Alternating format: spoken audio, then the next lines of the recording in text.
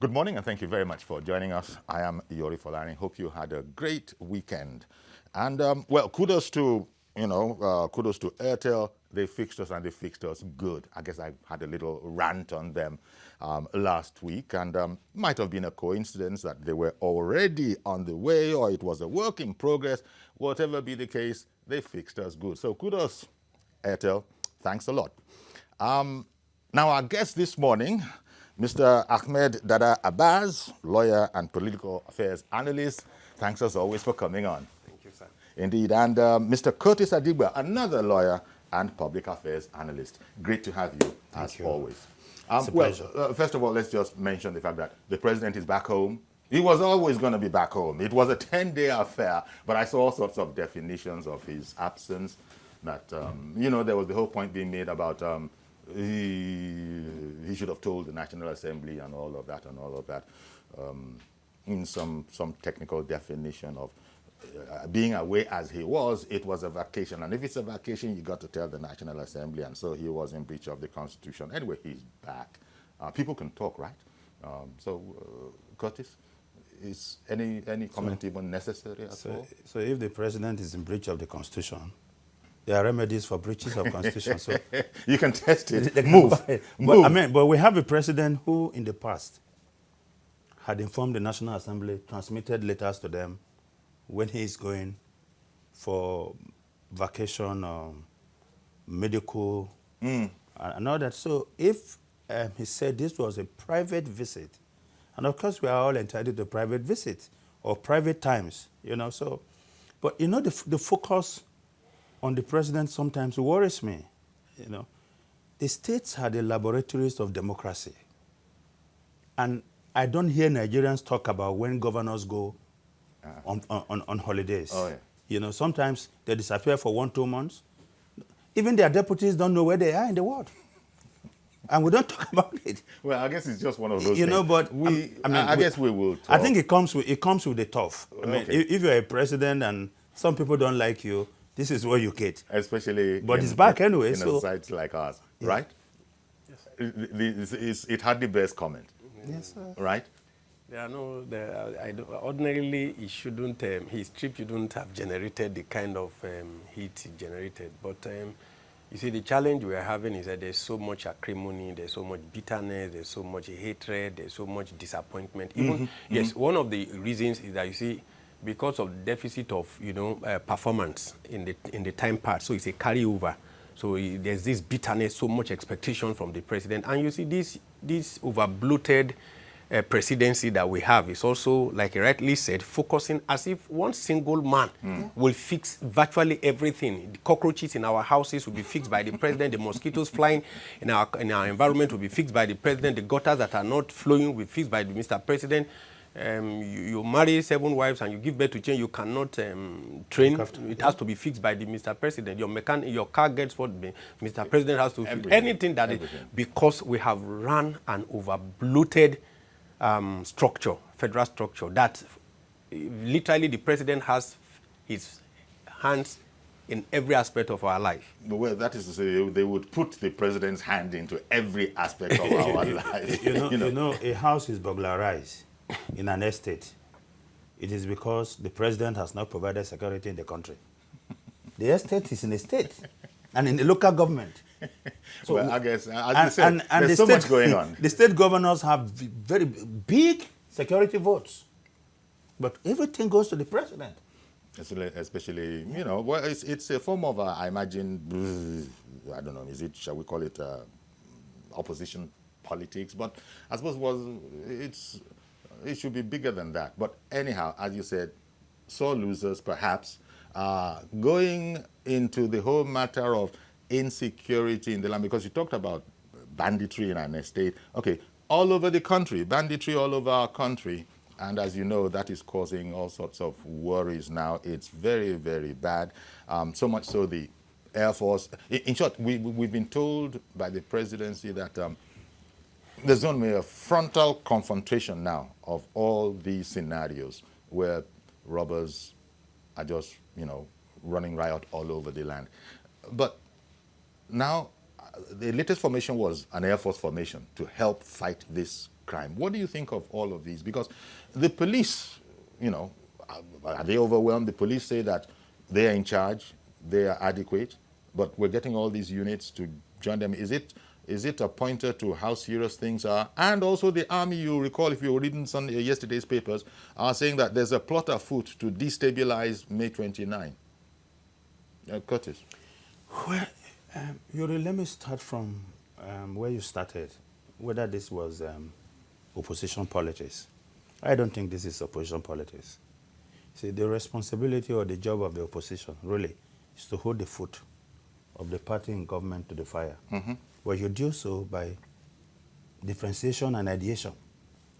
You know, the ruling party is not doing certain things well, and so you point it out, and then you provide an alternative that you think is better than what they are doing. That's what is about opposition.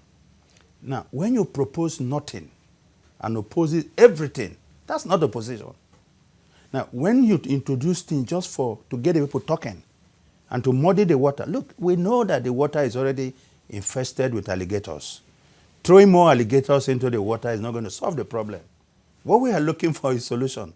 Now, talking about security, I think it's a very, very serious issue, and I'm happy that it's beginning to get some serious attention.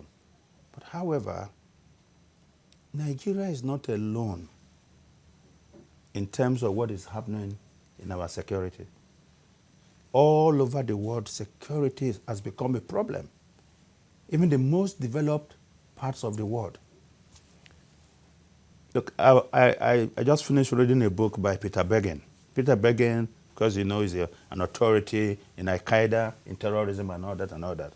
And one of the points he made there is that from 2001, when America was attacked, the two World Trade Center was attacked, up until this moment, no American has died within the borders of America from an enemy's bullet. In other words, from a foreigner. It's all been activity. It's all been by homegrown kind of terrorism, yes, and lone wolves. You know, where people just go into a nightclub in Florida, Orlando, like the Pulse nightclub, where 50 people were gunned down. You have the Sandy Hook in Connecticut, where some school children and all that. And all these were carried out by Americans. So the difference is that when these things happen, the security agents go after the people, fish them out, and they are punished. Mm-hmm. Now, what is happening in our own country is the fact that we have variants of criminality and terror mixed together. And I want people to understand that what you find in some northern states, for instance, like in Borno, that used to be that's still the epicenter of the Boko Haram activity, that is pure terror. And that itself has been a problem in this country for years. And of course, you know, fighting against terror is, you know, you don't just go with military might and just squeeze it out of existence, because it's an ideological thing. When you eliminate a group of people, another set of people will emerge until the ideology is destroyed. And that's why you need a combination of strategies and tactics to deal with it. So let me allow him to, so I don't... Because the other key point that was mentioned, I think, in this drive, as it is seen, is that we're going to invest a lot more in intelligence gathering, which people have always advocated.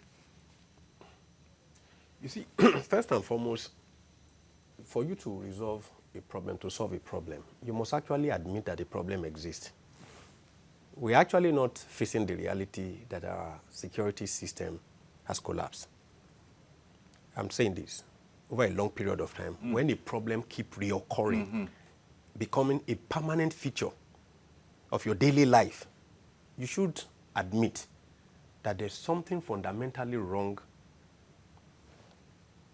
with that particular issue, and that you need fresh thinking to come. Look, unemployment, you can't take away, you can't justify crime, but there are so many factors. So you're beginning to look at the causes. Yes. We've got to know what the causes are. See, the problem that when people were saying 10, 15 years ago that we are sitting on a time bomb. Of course, they will call them anarchists, Prophets of doom. prophets of doom. See, when a nation is going to face calamity, it doesn't happen overnight. It's cumulative. Failure of leadership over the years. And the police you are even talking about now, that ordinarily should be the arrowhead of internal security, have been incapacitated. They don't have the manpower. They don't have the resources. Now, we bringing in all our armed forces, the Army, the Navy, the Air Force, to attend to internal security. They should be invited when you have very peculiar challenges that the police cannot handle. They are not regular, everyday interventionist, this thing. But they are becoming a permanent feature. They are literally scattered all over Nigeria trying to keep internal. That is to tell you that something is fundamentally wrong. So we must go back to the drawing board. Community, see, when you are face to face with very, very radical problem, you must adopt radical approach, generate creative ideas, radical ideas. I said, look, Well, one of the primary issues is that we don't have enough policemen. We don't have enough well-trained policemen. That's why creativity and resourcefulness, it's simply looking at what you have. We have able-bodied youth. We have graduates. People are clamoring for NYC to be scrapped because sometimes these young men go to serve 1 year. Some of them are not even utilized properly. So why can't we just admit the fact that, look, we need a nation that is security conscious. If you want to introduce a 1 year compulsory military training. Or national training. Or national training. As that everybody, you simply go and serve. And you now have, once in the US and most of the Israel, Korea. See, once you are a reserve military officer, you can be drafted at any point in time when there are challenges. Although, in this new initiative, even the police is sort of drafting its officers that have gone to one of the former special. Mr. Yori, the number. I think the point he's trying to make, and I share part of that point with him, is the fact that, look, even if we don't have enough personnel, like we have been told, what are we doing with those that we have? We live in a country where you see some big men in court who are not public officials and who have nothing to do other than they have contributed to national development beyond their personal businesses. And they control over 30, 40 mobile policemen in their comfort. And it's out of the pool. It's out of that pool. If you go to officers. most commercial Outfits. especially the hospitality industry. And The honest truth- now supermarkets. Yes, the honest truth is that you see your mobile police officers, some of them 2, 3, 4 in hotels and all the rest of them. In banks. That's what it is. And they deplete the manpower that Banks can ordinarily actually- ought to have. So if these are purely commercial enterprises, I'm not saying they should not be protected. Yeah. If they want more police officers, there should be a charge. There should be a cost implication of you taking about 4, 5, 6, 7, 8, 9, 10 police officers. I doubt that. Are you sure there's no extra I doubt cost? that there's no there for free. I doubt that they're there for free. Is it formal? That's another question you are going to be asking yourself. Exactly. Is it formal? Is it formal? It's not formal. But the bottom line is meanwhile- that we have very few, a lot fewer policemen than we need. Mr. Yori, And look, I think that even what we have, if they are deployed in a strategic manner, the situation will probably be better than what it is today. Take, for instance, it talked about so many corporate organizations deployed and where we have policemen deployed so many. These guys are supposed to train their internal security who will be licensed by the police to carry arms. And when they are overpowered, You call for then reinforcement. they call for reinforcement from the police. Yes. But what we do here, every businessman who is wealthy, who has got resources, who has got access, who has power, who has information, can simply walk to the police and he get 3-4 mobile policemen to protect him or her. But what happened to the idea of, there was a time when there was an outcry against what you are speaking about. Yes, and then they withdrew all these people, and it looked like... It doesn't, look, can't stand. These orders don't stay beyond 1 or 2 weeks. The people will be restored. More so that there is a lot of desire on the part of the policemen themselves to work with these guys because of the extra money that they get on the beat. Yeah. So, security, like we've been talking about, look, is a difficult issue in this country. Meanwhile, security is supposed to be everybody's responsibility. The local government chairman, the governor, the president. And like you said, you don't just deploy the military anyhow. Let me give an example. When the military moves into a situation, it is not to engage in a civil manner. It is to destroy every obstacle on the way. You saw what happened in Zamfara. As soon as the Air Force moved into Zamfara, the first set of people to cry out were the traditional rulers. They said, they're killing our people. Innocent people who are just going about their businesses have been killed. It took the Air Force to set up a small committee to investigate. Before the same traditional rulers came out to say, we are sorry. We mispresented the fact. So this is the problem. And like he said, you have to understand the nature of what you are confronting. We have terror, we have banditry, we have conflict between the herdsmen and farmers, you know. So and all of this is just... And then you have pure criminality. And there's also economic terrorism. Yes. Because we've been told that what is happening in Zamfara is basically economic. Yeah. It's about mining. It's about mining. And there are people behind this. There are people behind it. And I think that's key. Yes. The people behind, because the foot soldiers are hardly it. In all forms of crime, whether it is drug smuggling, people know that it's not the guy you catch at the airport. There are some people behind it. It's not the guy that is arrested, burglarizing someone's house. He probably is part of a gang, part of a syndicate. Why has our intelligence, as good as it must be, intelligence by its definition, by its nature is what it is, unable to deal with the problem decisively? It's almost like a mafia situation. What happens if the intelligence is part of the problem? Do you understand? Well, that's a very long stretch. You are running a system. In addition to what, you are running a system where some people are above the law in this country. One moment. This matter about having citizens that are above the law, complicating matters. Bobby in, is it Zamfara? Good morning, Bobby. Jalingo. Good morning. Good morning, Bobby. Yeah, good morning, Uncle Yuri. Thank you for calling in, sir. You look very good today, and it's amazing. You're very kind. Thank you, sir. Sir, let's face this thing squarely. The securities of this country are being overstretched.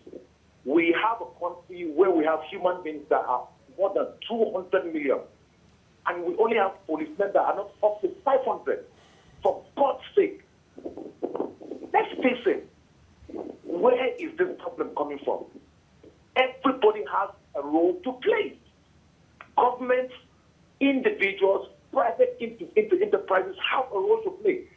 Look, like in my side, let me just give you an instance. If you are going on a journey, the place you are going to, the first thing they will ask you is, Yahya Gidanka. What does that mean? I'm telling you this, I'm just trying to reflect on what exactly happened about how the president left this country, and he left this country overheated. Look, you can't do this.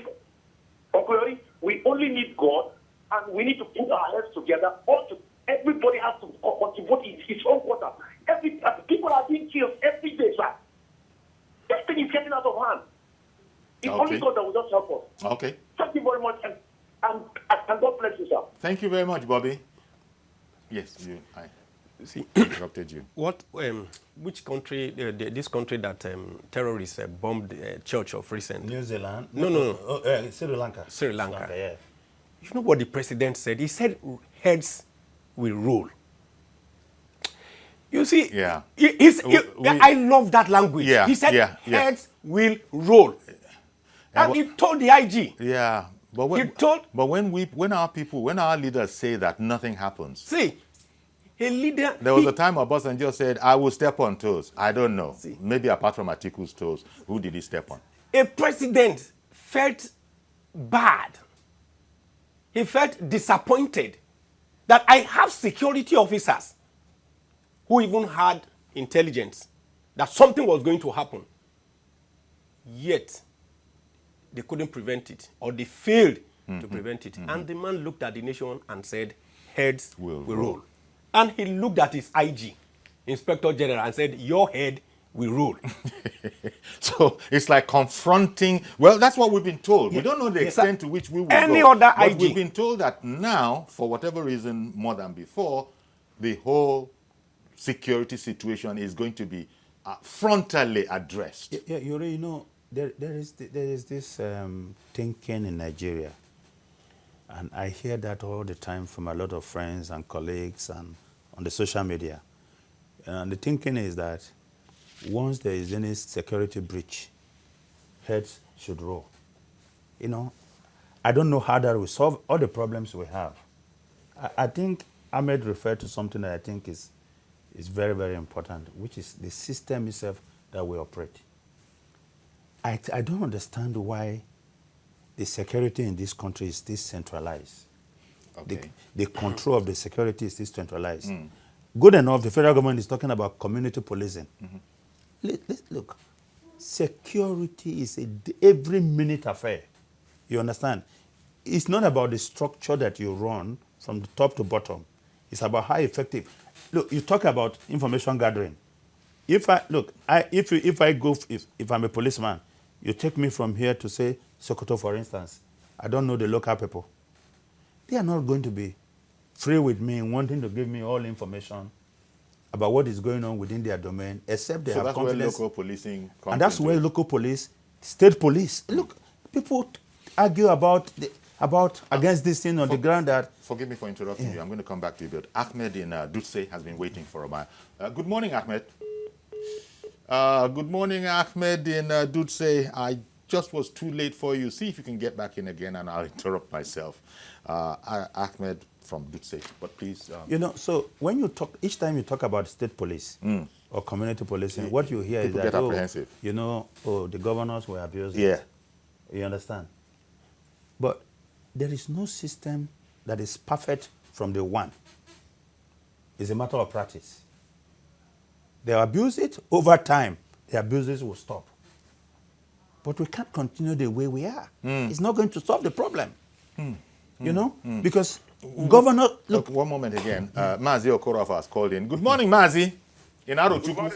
Good morning, guest studio. Good morning. Good morning. Sir, I love that your cap, but I think after the program, I'll request for it. Honestly speaking, Sir, you see, Nigerian government should mandate Nigerian Air Force with foreign troops, if any, in Nigeria. Because to destroy what we call evil forest, there's no state that doesn't have evil forest. Because I think research has shown that most of these people go to that place to settle down because they know nobody comes to that place to check. If government will take into consideration.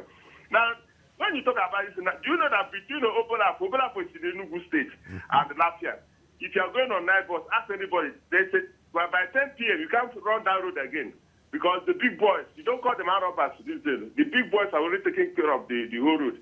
You have to go. For example, like there was a way bid that was sent. The driver told them, look, my friend, it's late and they cannot pass. They have to wait. A way bid that was sent in the evening. We thought the way will arrive in Makodi around that kind of 10. They got the way bid around that kind of 6 in the evening. Now, this is a problem. Now, you ask yourself, you have read this on this program. The honorable members, they go with security men, maybe 20 or 15. They say they are withdrawn, they say they are not withdrawn. Now, you ask yourself, if the honorable members are doing the needful, do they need security? Let's face reality. As a human being, in your environment, you are doing the needful. The masses there within your environment, they know exactly, you know their problems and you solve their problems. You don't need security. As far as this issue is concerned, why are you going, only one person, one honorable, maybe Senator, you are going with 20 or 15 security men, some in your house, in the village, some in your house, in the town, some in your house in Abuja, and they are going around, they are going with you. Only one person, 20 to 20. Whereas the community that needs this, they are not there. These are the problems because the main security men we are supposed to, they are not doing the job. They are doing, now, look at what happened. We saw what happened in Israel and Gaza. You saw what happened and what happened in Sri Lanka. Where are they? I think they have destroyed all those things and they have pinpointed all those who that are responsible. Now, what do we do? The earlier we find a lasting solution to all this our security problem, the better for us, because very soon the farmers will enter the bush to start farming. Now, how secure is the bush? And we're talking about food security. Yeah. Because if the farmland are not secure, they can't go and farm. We're still having this issue of buying a bag of rice, 18,000, 19,000 every year, which is not the best. Nigeria and oil excess country, see what we are doing. Thank you very much. Have a blessed day in Lagos. Thank you very much, Mazi Okorafa. And we'll take a quick break. Please don't go anywhere. We'll be right back.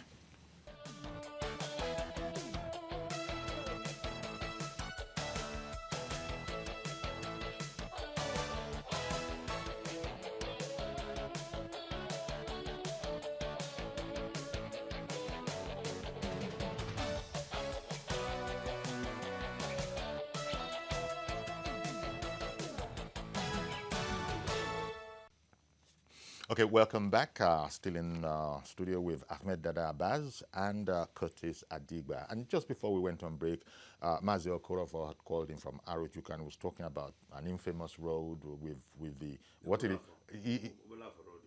Exactly. I mean, that's the route I take to Benue when I travel. And of course, it's a route that millions of people travel on a daily basis. The fact is that the governor of Enugu State owns a house that is not too far from Obolafo. You can't miss it when you are driving on the express. And there are a lot of security people there. Now, there are also a lot of security checkpoints on that road. But what happens is that most of the time in the night, you go there, they are not there. And even when they are there, they are more interested in their personal business of what you bring for us or what you carry. You understand? So this is a route that is notorious. But you see, And the governor, even the state governor, is aware of this. But when a route is notorious, as you have put it, the governor is aware of it. The police are aware of it. In short, it's not a secret. And then we leave it to be more notorious. Look, even this route we are talking about is not only policemen. You also have soldiers as part of the security team on the road. You know, it's just like what was happening in Plateau. I hear you. Just like what was happening in Plateau State, you know, in those old days when we had a lot of killings and all that. And they put soldiers everywhere, roadblocks when you go. I mean, I was in Jos. You couldn't travel for 5 minutes without meeting the security point. But then what do? They're not busy. They're not so much interested about checking your vehicles to see what you carry or nothing. It's simply, what have you brought for us? So the problem in this country is that, look, when you identify a problem, you then sit down and create a solution to that problem. That solution again becomes another problem. So you have layers upon layers upon layers of problems. Good morning, Mr. George. Thank you for holding on. Good morning, Uncle Yori, and good morning to your panelists. Indeed. Your Niger Delta cap is very difficult. Uncle Yori, Thank you very much, Mr. George. I've got to get rid of this cap. Uncle Yori, there's one issue that we have not addressed in this matter. There is a lot of hatred in the land for the president just because he is saying, don't steal our money. Those who have stolen it, bring it back. Instead of the PDP to play opposition, they are not playing opposition. They are just playing hatred. You see, Uncle Yori, since last week or so, I've been monitoring media houses, newspapers. Your station and the Nation newspaper are the only ones that are not using invited commands for the president's private visits to London. Even the PDP as a party issued a statement on it and put invited commands on private visits. That means they do not believe it's a private visit, it is something else. Is that opposition? If I were the APC, I will capitalize on this empty barrel that PDP is displaying and consolidate my party to make sure this PDP group never comes back to power again, because they are not offering any alternative. They are not showing that they have something to offer in politics or in governance, only to just attack Mr. President because he says, don't steal our money. Uncle Yori, what do you see to a security situation where even traditional rulers have been fingered at providing information to bandits on how to come and attack their own people, so as to lay the blame on the president. How do you want security situation in such an environment to be conducive? The role of the people in security in this country has to be addressed. You can't put everything on the head of the president because he's in charge of the security. By the time the policemen go away for 10 minutes, the community leaders themselves will invite the bandits. What do you want the policemen to do? Secondly, Uncle Yori, I can tell you authoritatively, the police know these kidnappers. They know the kidnappers. They should be asked where the kidnappers are. That's my own. The government should look into the police system and find out how this kidnapping business is thriving and stop it from there. Thank you. Thank you very much, Mr. George. That there is more to this than meets the eye seems to be the perspective of most informed people. That, look, it's not, even the army is saying that it has reason to believe that if we're not careful, there are people that are working to destabilize. I don't know, when the army says that, that gives cause for concern. Mr. George was also alluding to the fact that this whole violence, this whole banditry, well, and we have, as I've said it in studio ourselves, how did you take the army also, if you saw yesterday's paper saying that May 29, we have to be very careful. There are people working against the successful conclusion of things. When you x-ray the problem of Nigeria holistically, you will know that we're actually running a nation that, are we running a nation? No, it does. Nigeria as a nation actually exists, because I think I see Nigeria basically as a beautiful lady that the various political gladiators are willing to exploit but never willing to commit to. Never, okay, we could just use her for whatever we want to use her for our pleasures and all the rest of them, but no commitment. Not the kind of metaphoric lady that you take home to meet your mama. No commitment. So there's no commitment. As far as they are concerned, Nigeria is just a vehicle for personal aggrandizement, exploitation, and whatever it will take to do, to achieve that set of objective, they will do. They will lie, compromise everything that needs to be compromised as much as possible. Because now, the issue of security, when there was farmer headsmen killing in Benue, in Boljo, and all the rest of them, at a point in time, we were told that there's a political undertone to this killing, that it wasn't farmers versus headsmen, that it was even people for political reasons that were. The question you want to ask and it suddenly yourself, stopped before the election. The question you want to ask yourself, for God's sake, why would people committed to the welfare of their people sit down, organize these things, assault, mayhem, visit it on their people? I can't comprehend. It's difficult for any human being to comprehend. And it makes it difficult to combat, because and let me just add, the funny part, I sometimes pity our police officers, because when you interrogate them personally, privately, they know what to do. But sometimes their hands are tied. A CP knows what to do. Because they are men under authority, right? Look, the CPs, they know what to do. If you give our Nigerian police officers the environment, the enabling environment to do their job very well, they will do very well, because most times they travel out of the shores of this country with an enabling environment. They come back with medals. No, they are the best. They come back with medals. They do very well. There's one of these United Nations, I think, peacekeeping mission. Yeah. Where one of the head of the UN says he prefers Nigerian police officers escorting him on tours and guiding him. That he prefers them. They are competent. Let me tell you something. You know the onions that we used to cook. You know there are onions. So one second, please. Ezekiel is on the line in Abuja. Good morning, Ezekiel. Thank you so much. Thank you for calling in. You see, how did we got to this extent in the Federal Republic of Nigeria? From Boko Haram to banditry, Fulani herdsmen. How did we got to this extent? You see, if you go to some states in Nigeria, you will find out that the governors, some of the governors are richer than the state. That kind of a state, how do you expect it to be peaceful?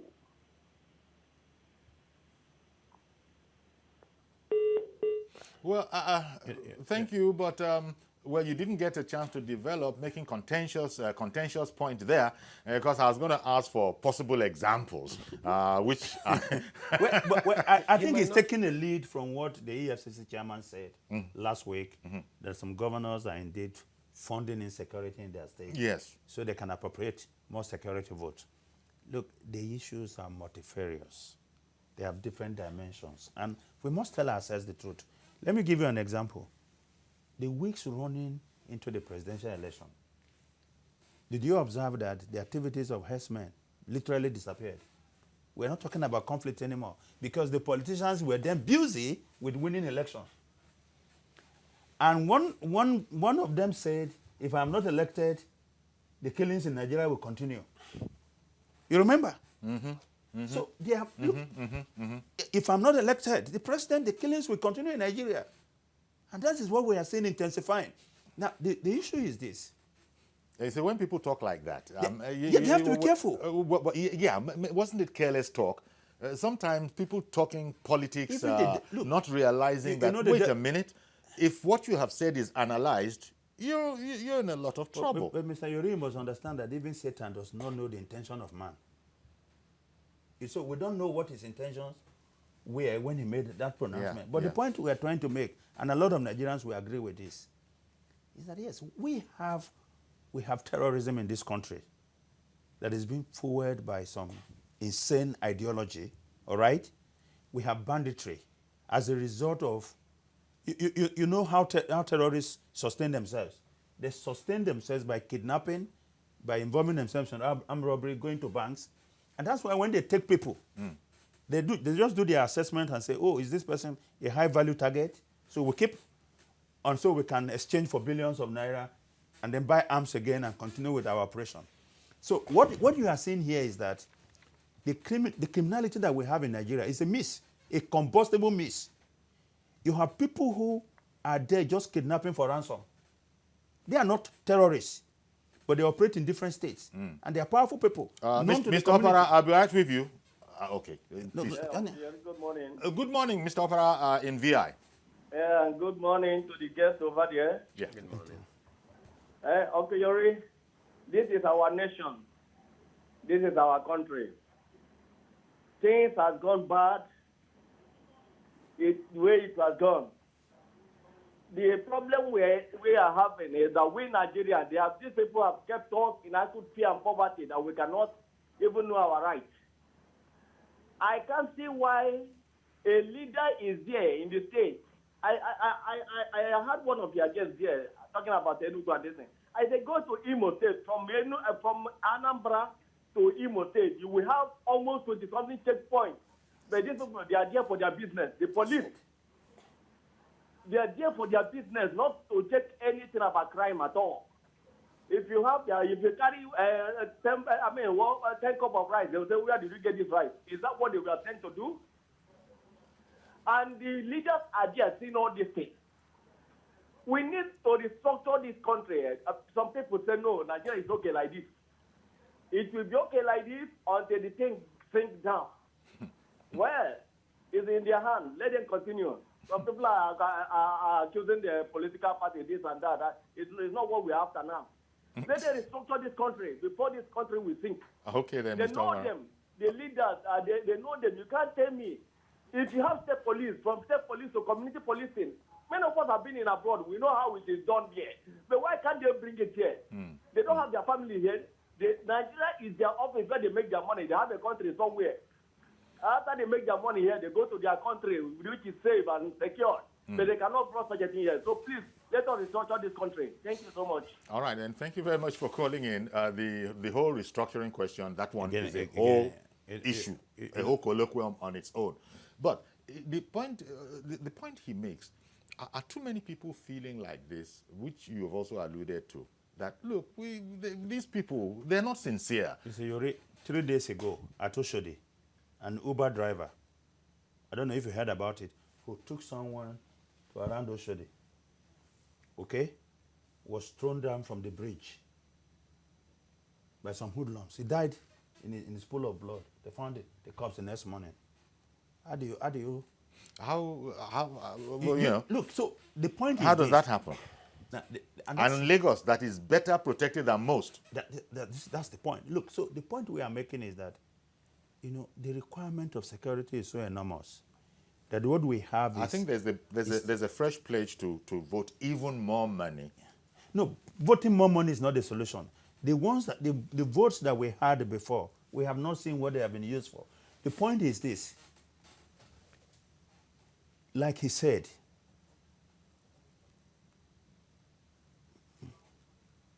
please. Well, okay. Benedict. Benedict in Lagos. Good morning. Good morning. Thank you very much for calling in. You're welcome. I've been trying for so long. I'm glad I'm able to connect. So are we. Yes. Well, I think it's important that we make a clarification. Okay. Because sometimes we mischaracterize, compare apples and oranges. In Sri Lanka, what happened was that intelligence was shared. The intelligence office, the heads of the intelligence agencies did not share with the president, and it did not prevent that from happening. That is why the heads rolled. So you don't compare that to what we have here. We wanted it, we needed to change the chief the Inspector General of Police. The president wanted to extend the tenure. We have changed him. Has that solved the problem? No. The question is, ask the Inspector General of Police, what do you require to solve this problem? You judge people by what you give to them, the resources you give to them. It's very easy to quickly find quick fix solutions. Let's do community policing and all of that. You will come back to the same issue. Has the Inspector General of Police be given what he requires to be able to police this country? My answer is no. I've listened to the Inspector General of Police say that they've gone to the National Assembly to ask for several things. Pass the bill for police trust fund or something, so that they can try and raise funds themselves. That hasn't been passed. Let's take Lagos as an example. Lagos has been able to do well in terms of policing, Lagos. And I recall what Fashola did. Fashola used the private sector. He set up this police trust fund. They raised funds. There's so much resources that was put in to the police in Lagos. It wasn't community policing. They didn't have to change to this community policing we talk about. Somebody mentioned restructuring. Look, we always say these things. Have you exhausted what you have currently? Because there are tactical approaches, there are strategic approaches. You go restructuring, and then we go back and go, why did we have to restructure? Because you did not exhaust the opportunity.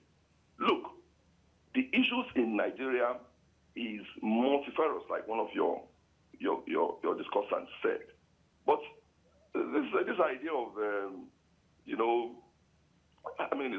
it's really frustrating. I can see the dilemma we're in. You see, because Mr. Yori, I think the point he's missing up from what my colleague and I said is that we want institutionalized ways of combating crime or criminality. And for people to take responsibility where there are failures or lapses. You see, we're not talking about a Fashola who comes into governance in a few years and disappears, because he has to go. What Fashola did obviously didn't continue with his successor. You understand? And so that is an idea that somebody in government brought. We're looking for institutions that are in place, whether a great man is on top of the situation or an average person. You understand what I'm saying? These institutions run on their own because they are established. That's the point. And we are not saying that community policing is definitely the answer to all problems. One moment, sir. Let me just bring in Emmanuel. Maybe our last caller. Good morning, Emmanuel in Abuja. Good morning, Uncle Yori. Good morning, sir. Good morning, Kotios, and good morning, Mr. Abbas. Good morning. Morning. Okay, I like your outfit this morning. In the local palace in Benue, the way you come out this morning is called 4/1. But be careful not to go to Benue. You'll be kidnapped. Oh dear. We are going to auction this I'm car. very serious. That's on the lighter note. We auction it. Sir, let me make this point clear. In Abuja here, where I am, I want to agree with Mr. George that police are actually in the know of these criminals. And I give you instances. Because the national TV, I don't want to mention names. There are 5 police officers I know within my neighborhood in Abuja here. Only one of them is inspector. The other 4, they are sergeants. All the 5 of them have hotels to themselves. All the 5 of them have not less than 3 SUVs in their chains of cars. They have properties here and there. That is on one hand. Now, Mr. Cotios is from my area. He will agree with me. Have those people been investing in the stock exchange or what? Sorry? Were they investing in the stock exchange? No. These are people I knew when they enrolled into the Nigerian police. Not as if I don't know them. I know them well. And the money didn't come from investments in the stock exchange? I've been to police command several times to make this report. But each time I get there, 1 or 2 persons will stop me from submitting such a report. Oh, I see. You are even endangering your life. They will tell you. They know me. I talk to them. In fact, I call them Lancet armed robbers. That's what I call them. And that's just the bitter truth. There was a time my area here was under attack by armed robbers. From 5 minutes after 12 in the night till 10 minutes to 5 in the morning, the DPO switch off his line, the DPO switch off his line, the PNG switch off his line. In Abuja? The that came out of it. Are you talking about Abuja? The DPO was transferred. In Abuja, I'm talking about Abuja. The best that came out of it that the DPO was later transferred. That's all. Nothing happened. In Benue State, Cotios will agree with me. Why this crime is going on in Benue State is that each successive government that comes to Benue, in terms of governors, they have people that they liaise with. Either they liaise with the people in quotes they call the blacks, or they liaise with the people they call the reds. And they now empower those people with all sorts of arms.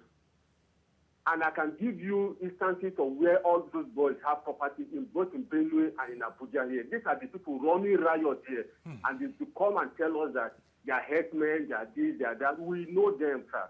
All right, then. These have gone beyond politics. Emmanuel, I'm a PDP youth leader. I want to thank you. Unrepented one for that matter, but it has gone beyond politics. I just want to thank you very much, Emmanuel, for sharing this with us. Taking a cue from what he said, it was just like in those days when cultism was very rampant on campus. The honest truth is that most lecturers in faculties were involved. They were involved. They know. And I used to tell you, I said, cult boys and Christian fellowship students and Muslim fellowship, they are not spirit. They are all human beings. They know one another very well. This is the secret. It's the key, and it's also the secret. They know. We know each other very well. They know everybody. And there's something Emmanuel said. People have said it. That the police know what's going on. They know the environment. But you know, that's why I said it from beginning. I said, look, you see, it's like putting an empty pot on fire without anything. Cover it and tell Nigerians with hope that food is almost ready. Be ready. And yet the pot is empty. It's empty. On the fire. Not just that it's empty, the pot is burning. The leaders know what they are doing. We're going to have to continue. We're going to have to continue this conversation. No, but let me just make a quick point. Yeah, 10 seconds, please. Okay. Very briefly. You know that the politicians are also the problem here, because they armed these young people just to be able to win election. And after winning the election, they have no other plan for them. So they deploy their arms in terrorizing the people. That's a problem. So they can remain relevant. That's the problem. So it's multifarious. We're going to continue this conversation, no doubt. It's not going anywhere soon, and we'll keep we'll be looking at the efforts of government, in this new sort of refreshed, rejuvenated approach to attack banditry and criminality. But thank you very much, Ahmed Dada Abbas, and thank you very much, Curtis Adiwa. Thanks for having us. That's our program. Please join us tomorrow for a fresh edition. I am Iyori Folarin. Bye-bye for now.